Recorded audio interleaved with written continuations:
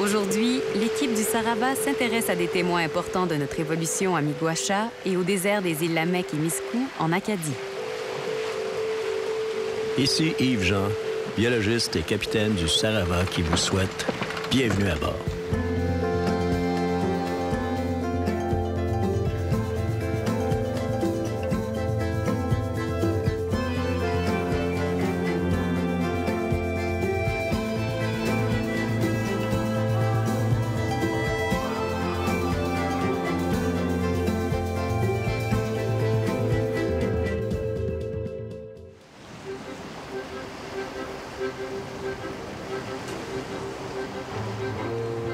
Nous avons quitté Havre-Aubert hier à midi.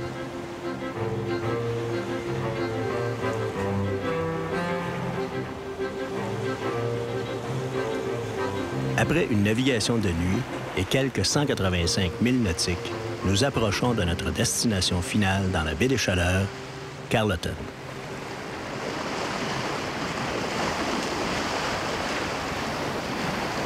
Nous naviguons par vent arrière. Les voiles sont en ciseaux. Sarava à fière allure.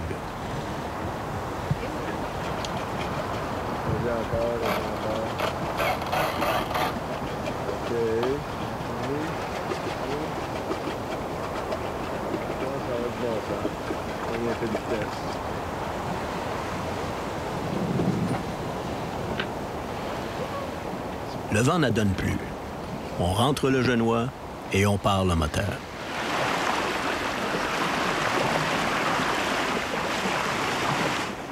Il semble y avoir un problème important d'érosion côtière ici. J'ai hâte d'entendre Michel Chouinard sur cette question.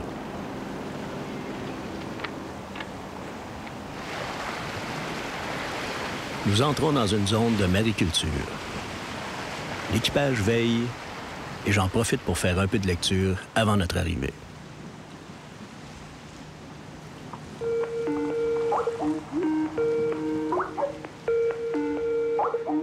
Bonjour Yves, est-ce que tu es là? Bonjour Michel. Tu fais un beau voyage? On est d'environ 1h30 de Carleton, alors on va savoir très bientôt. Ah, OK. Donc, il semble y avoir un problème important d'érosion côtière. Donc, c'est dû à quoi, au juste? C'est vraiment une problématique importante. Et bon, c'est pas une surprise pour personne. Il y a une montée des eaux qui est plus importante. Il y a toujours, bon, dans le siècle dernier, ça a peut-être monté de 30 cm. Les traits de côte, ça change, c'est normal, c'est des milieux dynamiques. Mais là, ce qu'on voit, c'est que des endroits où il y avait des infrastructures, des bâtiments, etc., sont de plus en plus touchés. Là. Il y a une augmentation de la vitesse de montée des eaux qui est, bien entendu, préoccupante. On a des tempêtes plus fréquentes, les inondations, l'intensité des précipitations fait en sorte que les inondations sont beaucoup plus importantes qu'ils étaient. Quelles sont les mesures qui sont prises ici pour contrer ce phénomène? Grâce là, au laboratoire de l'UQAR qui travaille sur les zones côtières, la chaire de géosciences côtières, eux, ils ont fait beaucoup dans les dernières années des relevés. Ils ont mis des sondes pour voir comment se faisait le mouvement, comment se faisait le gel-dégel pendant l'hiver. Et on a accumulé beaucoup d'informations. Et là, ce qui fait en sorte que, bon, il y a certains ouvrages de protection qui ont été mis. Notamment, le ministère des Transports a mis des millions dans les dernières années, notamment à Maria, Saint-Siméon, Bonaventure, justement pour faire en sorte de mieux protéger la route 132, littéralement, qui est à proximité. Michel, la baie des Chaleurs fait partie d'un groupe select des plus belles baies du monde. Alors, comment se fait-il que la baie des Chaleurs fasse partie d'un groupe select comme celui-là? C'est un hôtelier qui, au début des années 2000, il était en contact avec l'organisation qui s'appelle le Club des plus belles baies du monde. Et dans les critères, c'est disposer d'une faune et d'une flore intéressante. Si on parle des gens qui habitent la baie des Chaleurs, c'est une faune intéressante. Disposer d'espaces naturels remarquables et attractifs. Bien évidemment, les barachois, par exemple, qui sont extraordinaires. Plus, dans le secteur, justement, de Carleton, comme tu vas pouvoir voir, c'est la montagne qui borde, justement, le bord de mer, le barachois et la baie des Chaleurs. C'est vraiment magnifique. être connu et apprécié sur le plan local et national, et aussi faire l'objet de mesures de protection. Ça veut dire que le comité ZIP Baie des Chaleurs a un plan d'action et de réhabilitation qui a été déposé au Club des plus belles baies. Ils ont dit oui, effectivement, ça remplit les critères. Et donc, c'est devenu une des plus belles baies du monde. Michel, nous avons traité de mariculture aux îles de la Madeleine. Et il semble qu'ici, dans la baie des Chaleurs, il y a un problème relativement important, donc il y a la mariculture. Alors, pouvez-vous nous en parler? Un des problèmes techniques qu'il y a eu, c'est les oiseaux. Les oiseaux marins ont trouvé la tale. Des pertes évaluées là, à plusieurs centaines de milliers de dollars, juste par l'oiseau qui va chercher, lui, les moules les plus petites. Et donc, c'est tout la production pour les années à venir qui est complètement éliminée d'un coup. Bien, Michel, merci beaucoup de cet entretien. Et puis, on va se voir très bientôt sur la Sarava. Alors, bien hâte de vous rencontrer. Ça va être un plaisir de te rencontrer.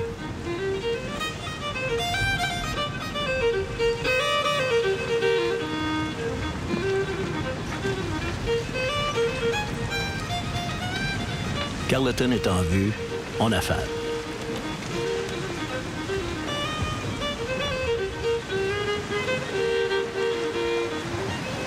Marina de Carleton, Marina de Carleton. Ici le voilier Sarava. Sarava, à vous.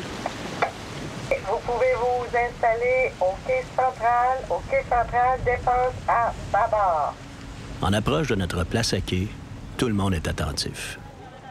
L'ami Pat attrape nos amarres et la marina de Carleton-sur-Mer sera notre base de travail dans la magnifique baie des Chaleurs.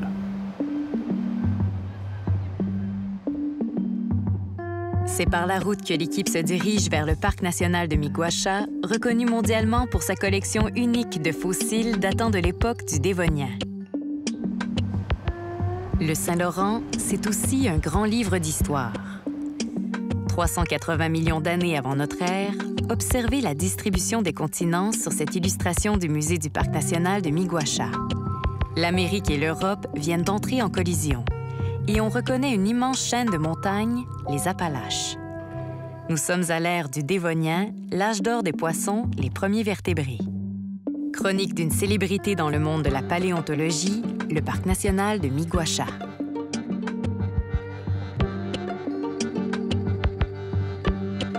C'est devant le musée que Rémi Plourde, directeur du Parc national de Miguasha, nous accueille.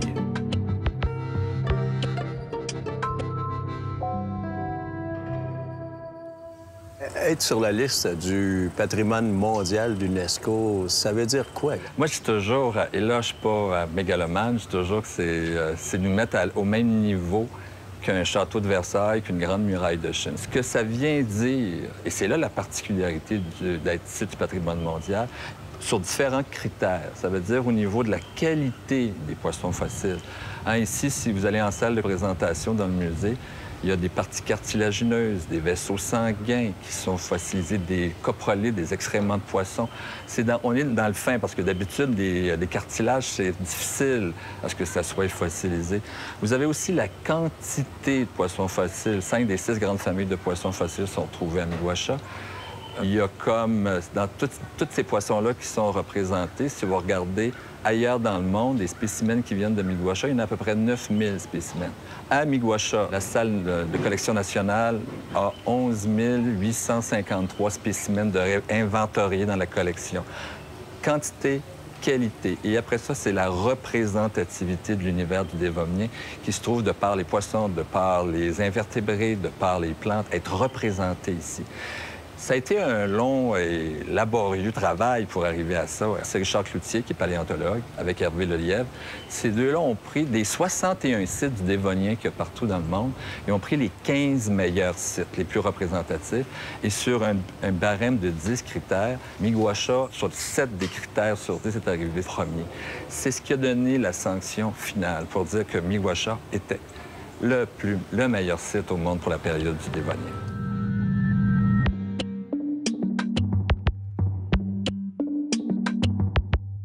Rencontre avec une passionnée des fossiles de la période du Dévonien, France Charret. Ces fossiles-là, en fait, c'est surtout des fossiles de poissons qu'on trouve ici. On trouve aussi des plantes, des invertébrés. Vivaient à une époque charnière de l'histoire des vertébrés, qui est la fin du Dévonien, qui est le nom de la période géologique dans laquelle ils vivaient. Cette époque-là, cette période-là, c'est le moment où les vertébrés ont fait la transition de l'eau à la terre. Donc, où les premiers vertébrés à quatre pattes sont apparus. C'est sûr qu'ici, on n'a pas de vertébrés à quatre pattes. On a seulement des poissons, mais il y a quand même certains poissons qui sont très apparentés aux premiers vertébrés à quatre pattes. Ce qui fait qu'au niveau de la compréhension même de notre histoire, ça aide parce qu'avant tout, on est des humains, mais au départ, on était des vertébrés. Donc, à quelque part, nos lointains ancêtres sont retrouvés ici dans la falaise, là, de façon imagée, là.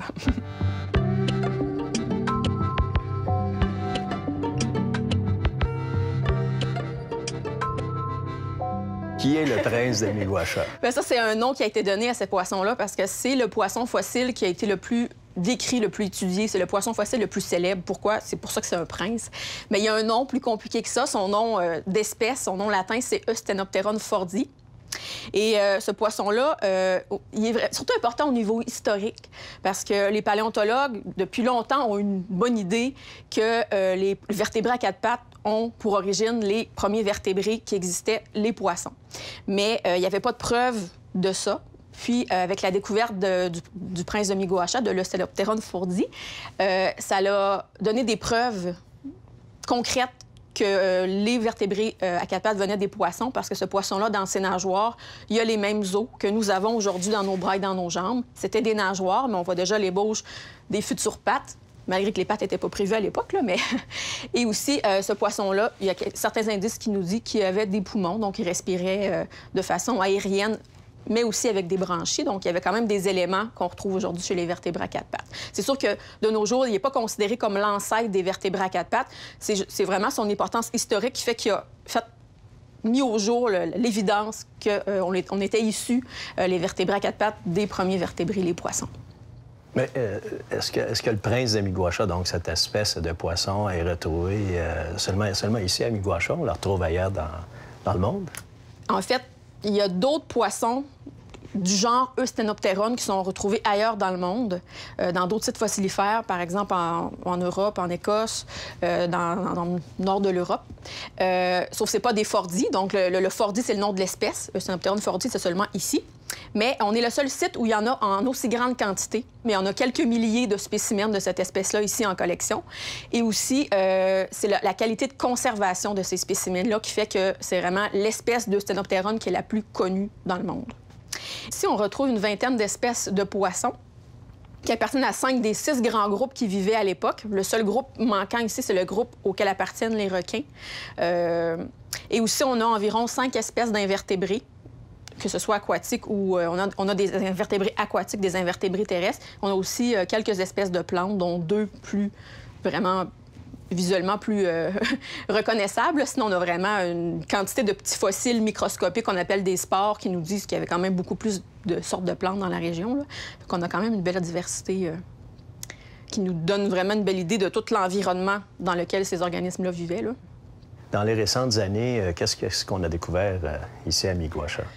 On trouve des fossiles tous les étés. En fait, notre période de fouille, c'est vraiment juillet-août. On va faire des projets de fouille vraiment spécifiques. Souvent, ces projets-là vont avoir une raison d'être. On ne va pas fouiller pour fouiller. On va fouiller pour aider un étudiant au doctorat, pour trouver du matériel pour son doctorat, par exemple. À chaque été, on trouve des beaux spécimens. On ne fait pas de découverte de nouvelles espèces. C'est sûr que depuis le temps qu'on fait des fouilles ici, pas mal toutes les espèces ont été découvertes, mais on trouve toujours des nouveaux spécimens qui sont conservés de façon différente, qui peuvent être en 3 dimensions, qui peuvent montrer des petites structures qu'on n'a jamais vues sur d'autres. Les découvertes ne sont pas toujours montrables et extraordinaires pour le commun des mortels, mais c'est sûr que pour nous, qui sommes passionnés du domaine, bien, des fois, juste une petite structure qu'on ne voit pas souvent, ça nous fait... on fait une fête à chaque fois, là. Et puis là, vous avez découvert un spécimen récemment qui est tout à fait intéressant pour la collection. Oui, il est intéressant en termes de conservation, entre autres, parce qu'il y a un peu en 3 dimensions. Je parlais justement d'un spécimen qui peut être assez intéressant là, au niveau pour le montrer au public. Ici, c'est un crâne du prince de Miguacha, donc de l'Eusthenopteron fordi, qui est conservé. Il est légèrement écrasé, mais quand même, on peut voir vraiment reconnaître facilement un crâne de poisson. On voit ici l'orbite. On a même ici accès à sa narine. Donc, on voit la narine est son beau dentier, où les petites dents ont été dégagées une par notre préparateur de façon assez minutieuse. Il y a une belle histoire, ce spécimen-là. Ça, c'est seulement le crâne du spécimen. Le reste du corps est ici. Il n'est pas complètement dégagé encore. Ce spécimen-là a été trouvé sur 3 ans, toujours au mois d'avril. Donc, en 2007, on a trouvé un premier spécimen. En 2008, un morceau. Et en 2009, on a trouvé le crâne, en fait, là, sur la plage. Là. Donc, il a été trouvé vraiment au fil de l'érosion. Comment on fait le transfert de la recherche scientifique en termes d'éducation pour le grand public? Et ça, c'est le nœud d'un parc. Vous savez, nos grands mandats, ici, je vous dis qu'à recherche, on est différent. On est un centre de recherche reconnu mondialement. Donc, on va le faire nous-mêmes ou on va le faire en association avec des chercheurs qui viennent de l'étranger. Mais aussi, ce qu'on va faire aussi, nous, c'est la recherche fondamentale qui est à la base du discours d'éducation. Si je ne l'avais pas, je ne pourrais pas élaborer, continuer à documenter, à aller beaucoup plus loin avec le monde de l'éducation ici. Et le monde de l'éducation, ça se fait par le biais d'une visite avec un garde-parc naturaliste, une visite qui dure 1h30. C'est-à-dire que nos plus beaux spécimens qui ont été préparés, ceux qui sont les plus intéressants au niveau représentation du site, au niveau représentation des différentes familles de poissons, au niveau représentation de la biologie évolutive, ils sont en salle. Il y a quelques années, il y avait comme activité, les gens allaient directement dans la falaise, cognaient, frappaient, ramassaient. C'est des choses qu'on ne fait plus. Même le garde-parc naturaliste ne part plus avec son marteau de géologie. L'activité sur la plage, c'est vraiment une demi-heure de lecture du patrimoine géologique, formation d'escuminac dans laquelle on a des fossiles, qui a certains affleurements, la formation de conglomérat qui est là aussi. Donc, au niveau géologique, c'est peu banal, ce coin-là. Donc, c'est ça que la garde-parc va faire voir, va expliquer aussi d'où viennent les fossiles, comment ça se fait, parce que c'est ça aussi le but d'un parc, que ce soit ici en paléontologie, que ce soit à Île-Bonaventure, Rocher-Percé, c'est de réussir à ce que les gens, quand ils sortent d'ici, il y ait une plus grande compréhension d'une partie de ce qu'ils viennent de découvrir.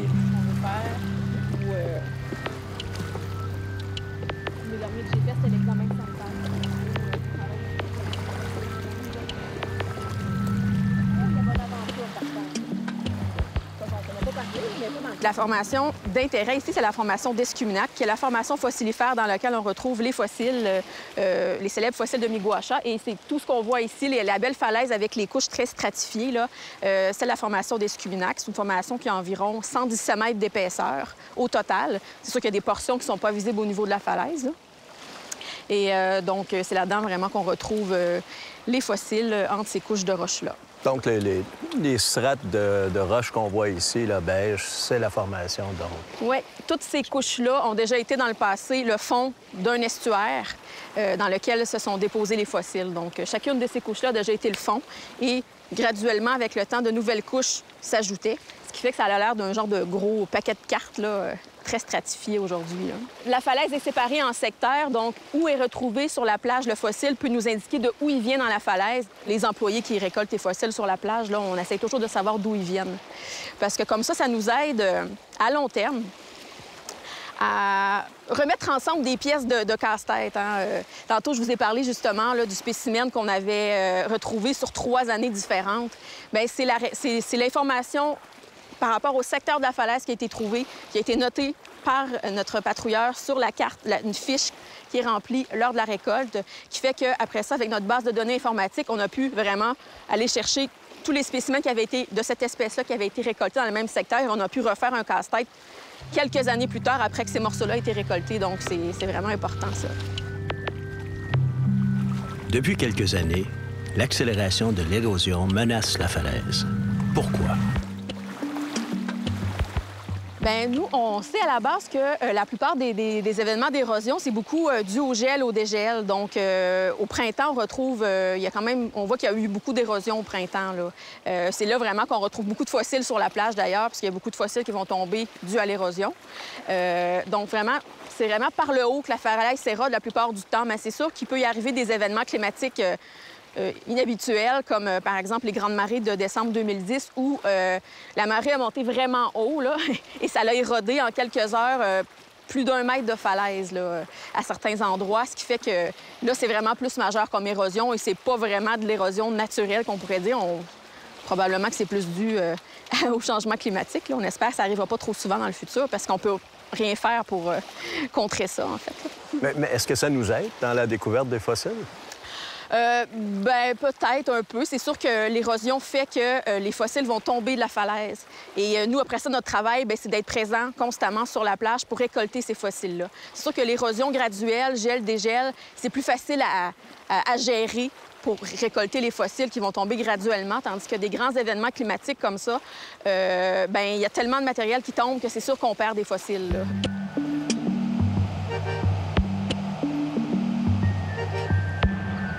Vous savez, nous autres, le parc, c'est 0,8 km². Ça tient une falaise. C'est ça, la superficie du parc.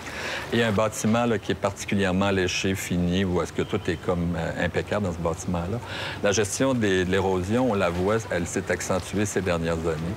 Particulièrement les côtes maritimes, il n'y a plus de glace. Les tempêtes automnales font de plus en plus de ravages.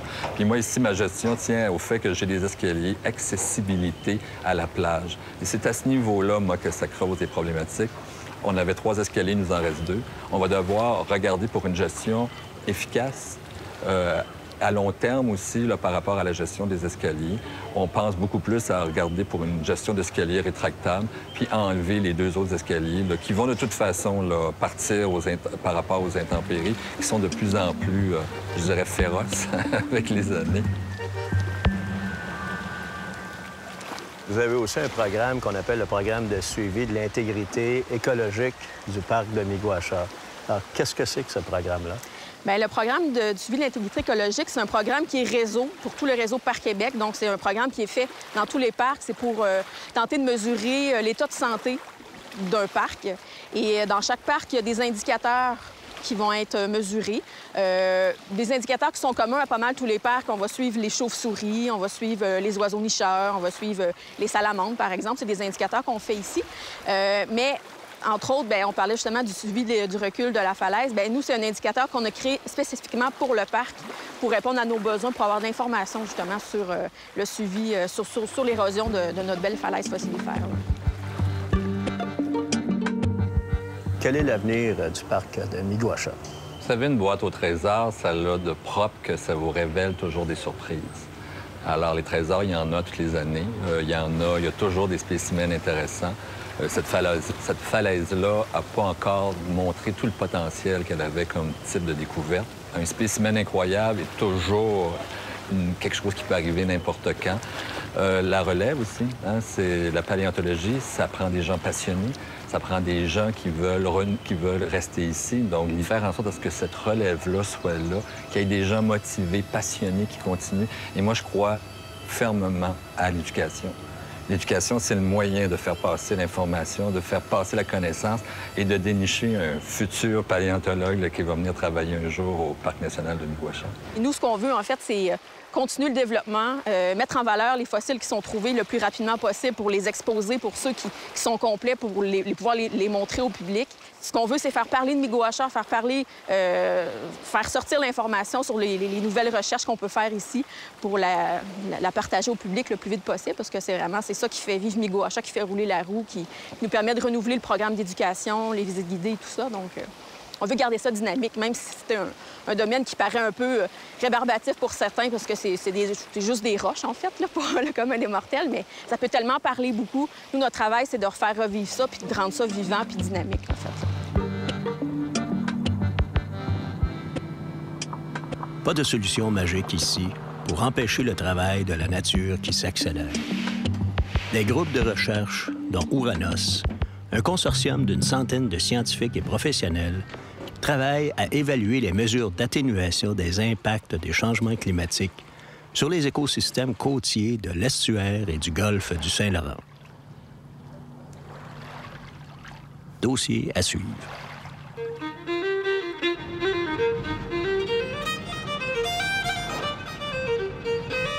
Sur la côte sud de la baie des Chaleurs, en pays acadien, l'équipe croque sur le vif l'amitié entre un héron et un restaurateur sur l'île Miscou. Là, il va aller le laver. Vu que je l'ai mal élevé, il lave son poisson qui est comme ça.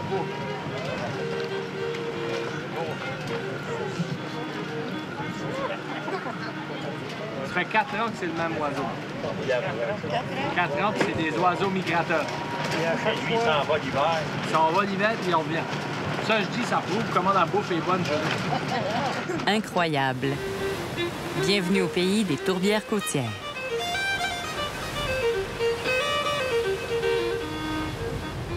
Du haut du magnifique phare de l'île Miscou, mot micmac signifiant terre basse ou humide, on peut apercevoir des grandes étendues désertiques qui s'étendent jusqu'à la mer.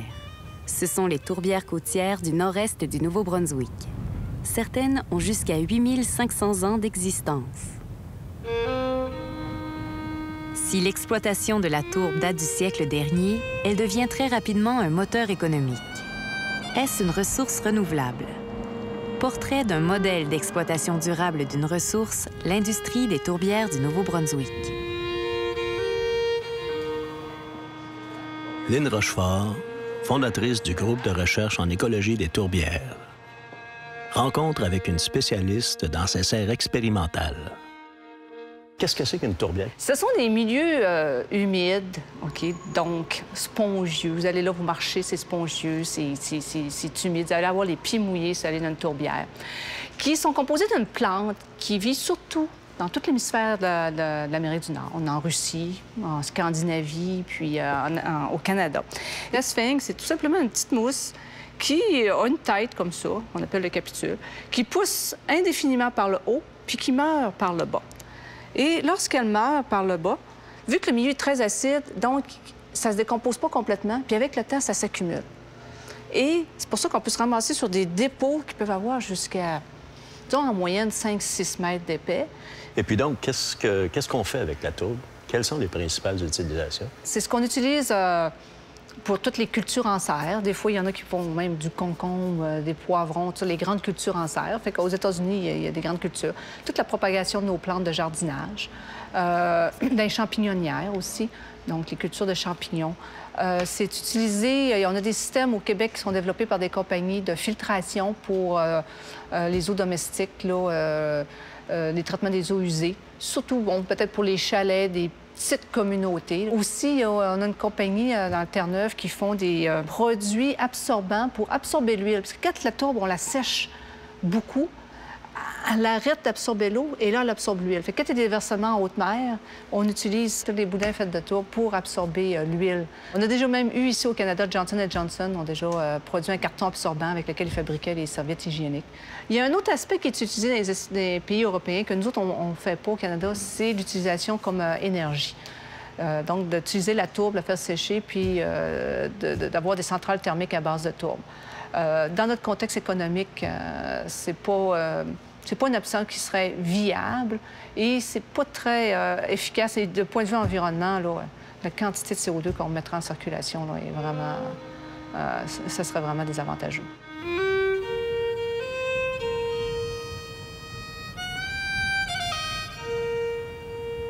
René Duguay, président de l'Association des producteurs de tourbe du Nouveau-Brunswick. Là, on est sur le site de la tourbière de la Mecque. Quelle est la superficie? Ici, on a une des plus belles tourbières au Canada, je dirais. On a 1800 acres qui est présentement en opération. Il nous reste encore un 7 à 800 acres disponibles pour l'exploitation future. Donc, comme vous pouvez voir, les champs ici, il y a une technique spéciale pour assécher la surface. On utilise des gros aspirateurs pour récolter la tourbe. Donc, on vise un taux de 45 d'humidité. Donc, une journée comme aujourd'hui, avec du vent comme ça, c'est idéal pour nous. On a un séchage assez rapide, puis habituellement, on a des bonnes performances de récolte dans des conditions climatiques comme ça. Au Nouveau-Brunswick, il y a environ 25 producteurs de différentes ampleurs. Il y a des producteurs qui ont des usines d'ensachage et il y a des producteurs qui ne font que la récolte et vendent leurs tourbes à des entreprises comme Sungro qui fait l'ensachage. En termes d'exploitation, on parle de combien en termes de tonnage, de quantité? L'unité de mesure qu'on utilise dans l'industrie, c'est un ballot. Un ballot, ça correspond à un ballot de tourbe 6 pieds cubes compressé. En termes de production de ballots, c'est sûr qu'on est tributaire de la météo. Ça varie là, entre 10 et 15 millions de ballots par année, dépendamment des conditions climatiques. Ça, c'est la production au Nouveau-Brunswick. En termes économiques, ça représente une valeur de fabrication au-delà de 100 millions de dollars par année. Puis l'industrie au Nouveau-Brunswick emploie à peu près 1400 employés dans son ensemble. Est-ce qu'on peut dire que c'est la plus grosse industrie au Canada?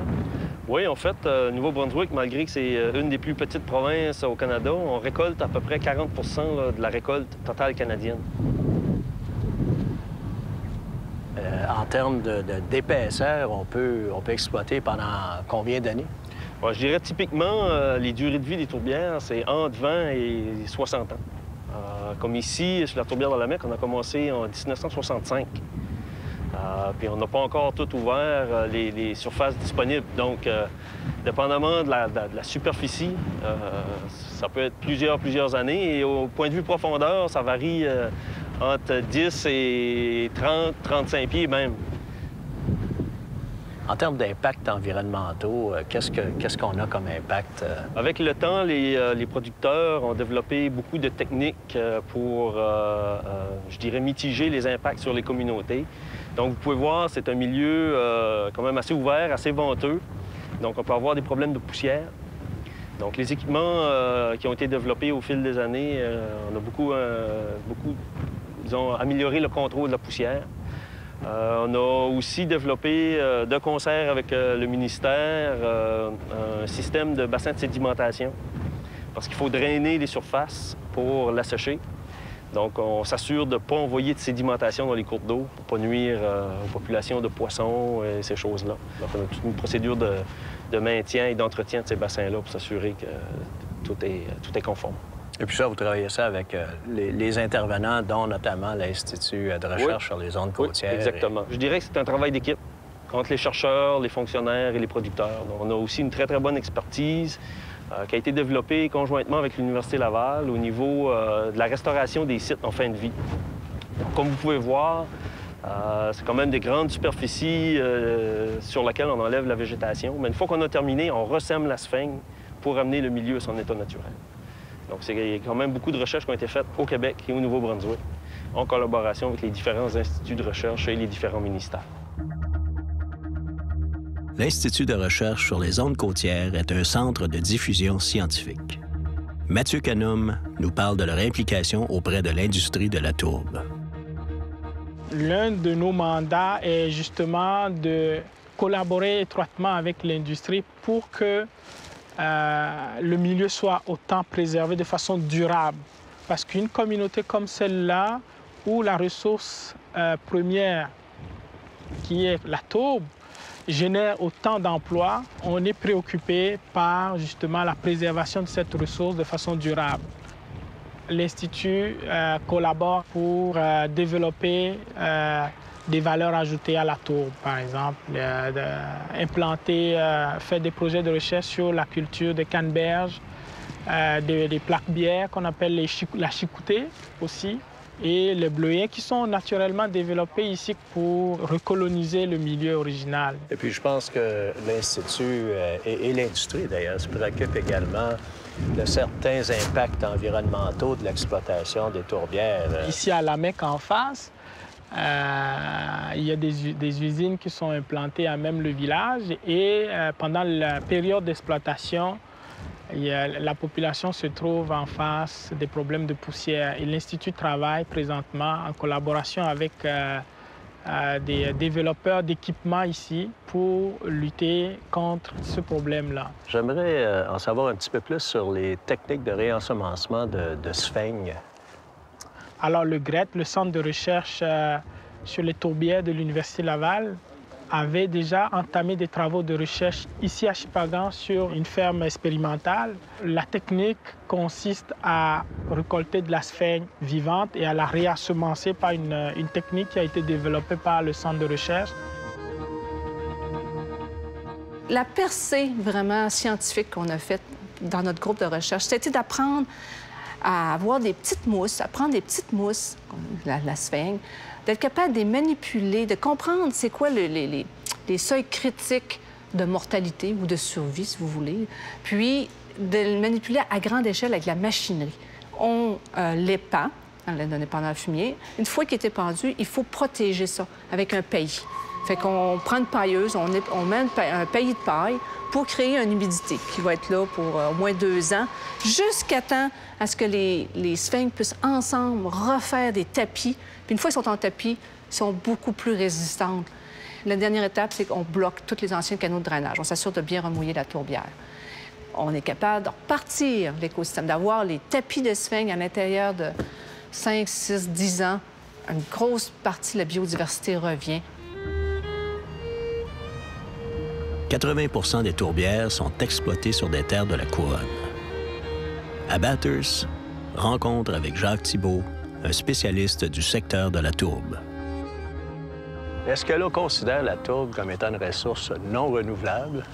Tout dépend de votre point de vue. Un géologue pourrait dire qu'elle est renouvelable. Alors, la tourbe s'accumule au rythme d'1 millimètre par année, à peu près. Donc, 1 mètre de tourbe, 1000 ans. Mais au point de vue de gestion de la ressource, on la considère comme une ressource non renouvelable. La tourbe, elle est non renouvelable parce que ça prend trop de temps à s'accumuler. Alors, ce qui est renouvelable, par contre, c'est le milieu biologique. La couverture de sphinx, la couverture d'éricacées. Ça, on peut restaurer à la fin de l'exploitation. Puis on peut dire que ça, c'est renouvelable. Votre gouvernement est souvent cité en exemple en termes de réglementation, d'exploitation, de restauration des tourbières. Quelle est la vision du gouvernement du Nouveau-Brunswick? La vision de notre ministère dans la gestion de cette ressource, c'est une vision équilibrée, je dirais. On n'exploite pas à outrance, on garde des milieux représentatifs un peu partout dans la province. Et puis, en même temps, bien, on s'assure qu'une fois exploités, ils redeviennent, ces milieux-là, des milieux humides naturels.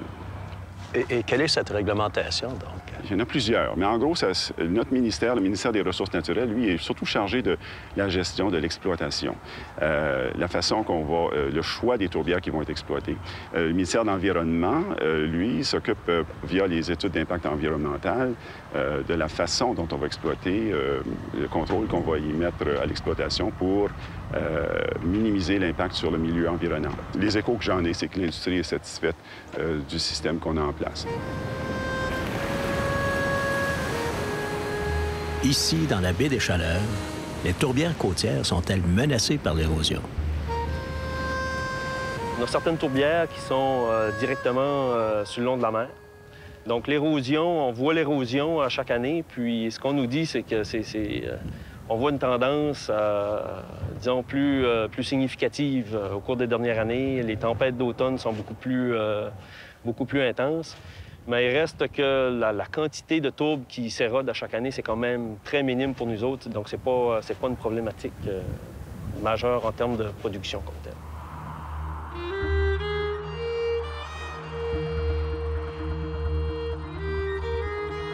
Comment voyez-vous le futur de cette industrie?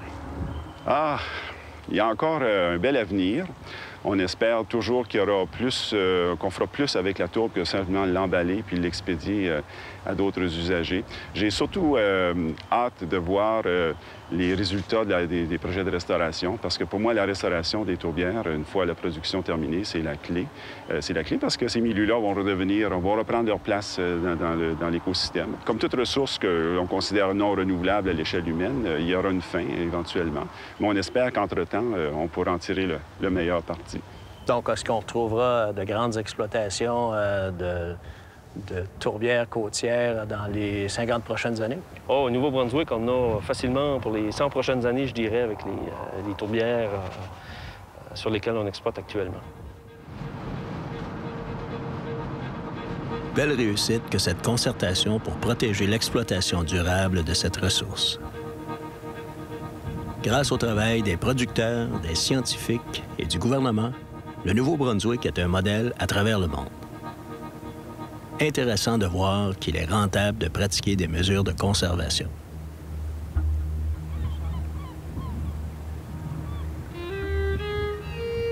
Sur le chemin du retour, l'équipe s'arrête sur les paysages de la côte acadienne façonnés par l'érosion.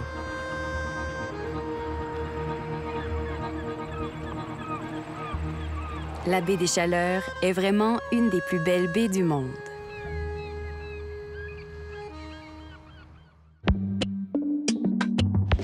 Salut Michel. Bienvenue sur le Sarava. Franck Charret du Parc national de Miguacha et Michel Chouinard du Conseil de l'eau à Gaspésie-Sud. Bienvenue sur le Sarava. Merci. Merci d'être venu nous rencontrer pour notre série documentaire sur le Saint-Laurent. Alors, nous avons parlé du phénomène d'érosion dans la baie des Chaleurs, donc sur les habitats côtiers de la baie. J'aimerais vous entendre donc sur l'importance et sur le futur des habitats côtiers de la région. Début des années 2000, véritablement, on a commencé à voir qu'il se passait quelque chose d'inusité au niveau du mouvement de la mer et tout ça. Mais en fait, avec ce qu'on peut appeler les changements climatiques et les changements qui se passent, il y a une diminution de la période d'englacement. Il fait plus chaud l'hiver, donc il y a moins de glace pour protéger pendant les tempêtes d'hiver. Il y a très nettement un rehaussement du niveau de la mer, mais il y a surtout un mouvement de l'eau dans le sol pendant l'hiver qu'on n'avait pas avant. C'est-à-dire que l'eau va se déplacer dans le sol quand il va y avoir une journée qui va dépasser le zéro. Et là, ça va regeler. Et donc, ça va comme fracturer autant les talus meubles que les falaises de roche. Et donc, c'est un phénomène qui prend de plus en plus d'ampleur comme étant la cause première de l'érosion. Ça veut dire que ce gel-dégel-là va déstabiliser et au printemps, lors du vrai dégel, il y a une descente de matériel qui se fait le long de la plage et la mer ne vient que ramasser ça. Ça, c'est une chose. L'autre chose, c'est la question des tempêtes soudaines. Et les précipitations, les scientifiques disent que les masses nuageuses étant légèrement plus chaudes peuvent transporter plus de vapeur d'eau. Et donc, quand il y a des précipitations, les précipitations sont plus intenses qu'ils étaient. France, donc, par rapport au parc de Miguacha, qui est une mine d'or, non seulement en termes de fossiles, mais en termes, donc, d'interprétation des écosystèmes, qu'est-ce que ça veut dire? Bien là, je viens d'apprendre que, en fait, on pensait que le plus gros phénomène qui allait intervenir, nous, c'était vraiment les événements catastrophiques, là, bon, les grandes marées. Mais là, je viens d'apprendre par Michel que probablement que l'accentuation du phénomène gel-dégel au printemps, vu qu'il fait plus doux, ça dégèle, ça regèle, ça risque d'accentuer notre problème d'érosion principale au parc, qui est le phénomène gel-dégel au printemps. Donc, c'est pas une bonne nouvelle. Mais en tout cas, c'est sûr que dans ce cas-là, probablement, le reboisement va peut-être aider. Dans la baie des Chaleurs, ici, en terminant, qu'est-ce que ça implique, le développement durable? Dans mon cas, le développement durable, c'est de continuer de mettre en valeur les fossiles de Miguacha, continuer de récolter des fossiles tout en minimisant les effets sur la falaise. Développement durable dans la baie des Chaleurs, c'est véritablement d'avoir une vue d'ensemble. Il y a à chaque village, chaque municipalité, des particularités. Et c'est de regarder ça dans une vue d'ensemble et de faire ressortir les potentiels et aussi d'identifier par exemple, les écosystèmes qu'il faut protéger et tout ça. Et non pas bâtir de façon aveugle pour répondre à un certain développement touristique, etc. L'expérience qu'on a dans un milieu qui est peu transformé, c'est beaucoup plus fort que passer ses vacances sur le bord d'une autoroute, mettons. Donc, c'est la richesse qu'on a dans la baie des Chaleurs, c'est dans le milieu naturel. Et ça, il faut en être conscient et développer en fonction de ça pour le maintenir pour les générations futures aussi. Alors, on est sur un bateau, donc je vous invite à lever votre verre au verre de l'amitié. Alors, France, plaisir. Michel, merci beaucoup, encore une fois. Merci pour l'accueil sur le bateau et bienvenue en tout temps dans la baie des Chaleurs.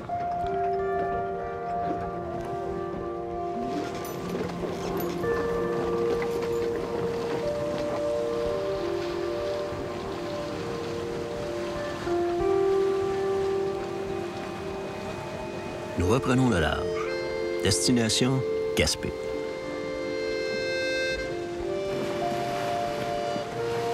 Quelle belle baie!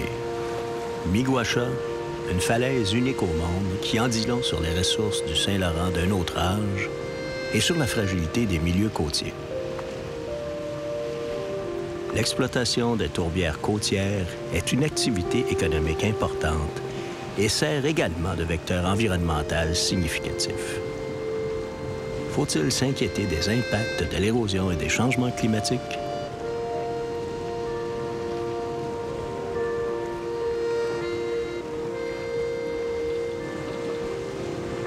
Naviguer au couchant, c'est une navigation de carte postale. L'équipage se prépare à se réveiller demain matin devant le rocher percé. La météo est bonne et nous estimons arriver à Gaspé en fin de journée demain.